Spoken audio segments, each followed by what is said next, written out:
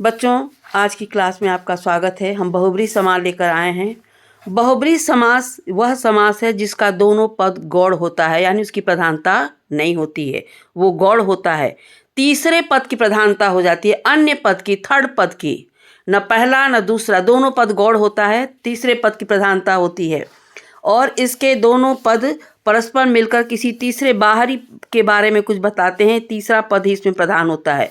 यानी पहला दूसरा पद गौड़, तीसरे पद की प्रधानता होती है। जैसे त्रिलोचन शब्द की रचना पर हम ध्यान देंगे। त्रि तथा लोचन दो पदों से मिलकर बना, जिसका अर्थ है तीन नेत्र।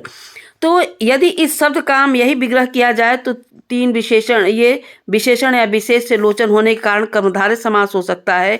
और यदि विग्रह तीन लोचनों का समाहार किया जाए तो द्विगु समास हो सकता है। और तीन है नेत्र जिसके अर्थात महादेव, तो यही बहुब्रीहि समास हो जाता है। बहुत ध्यान देने की चीज है, कभी कर्मधारय, कभी द्विगु और कभी बहुब्रीहि समास हो गया। ये तीन, त्रिलोचन एक ऐसा ये शब्द है। अब इसके अलावा बहुत सारे और भी आपको उदाहरण के लिए समझाया जा सकता है। जैसे चारपाई हो गई, चार हैं पाए जिसके, ये द्विगु समास भी हो सकता है और ये आपका बहुब्रीहि भी हो सकता है। बस एक ही चीज ध्यान देना है कि प्रश्न में पूछा क्या है और विकल्प में दिया क्या है।